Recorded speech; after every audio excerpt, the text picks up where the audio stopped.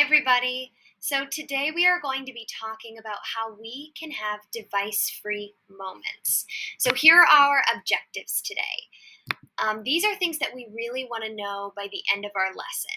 So, we want to be able to recognize the ways in which digital devices can be distracting. We want to identify how we feel when others are distracted by their devices. And we want to identify ideal device free moments for ourselves and others. So, I have a question for you guys. Do you know why it is not okay for people to text and drive? Some answers might be that it's unsafe, that you could get hurt, that someone else could get hurt, that it's kind of hard to focus on driving when you're texting at the same time, and also that it's illegal.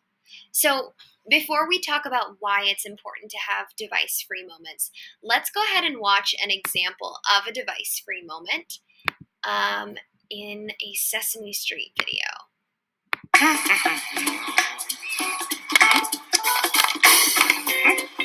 Mi abuelita. Oh, claro que sí.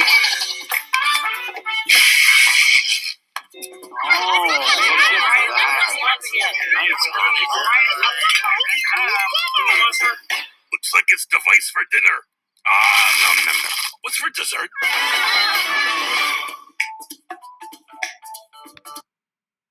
All right, so now that we've watched that video, I want you guys to answer this question. Do you think there are moments when it would be better not to use devices? So, any of those things that you're thinking about, those are examples of when technology can be a distraction. And a distraction is something that keeps you from giving your full attention. And attention is noticing that someone or something is important. So every situation is different, and sometimes our devices can be a good thing, but there are times in all of our lives where it is a good idea to have a device free moment. Being on a device can affect those around you, like your friends and family. So, we have a few key points to talk about today and consider so that we can have those device free moments in our lives. One of those key points to consider is safety. So, safety means that there are times when yours or someone else's safety could be at risk. An example is when someone is crossing the street. If they're on their phone when they're crossing the street, they may not be able to see a car coming and they could get hurt. Another reason is respect. There are times when it hurts other people's feelings if you are distracted and not paying attention to them.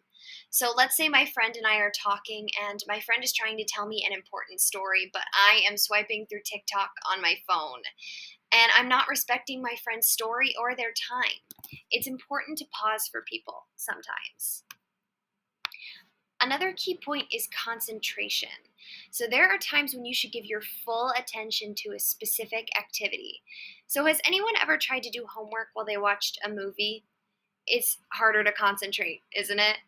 Some activities require your full concentration, and sometimes having devices out make it harder to concentrate on what you're doing.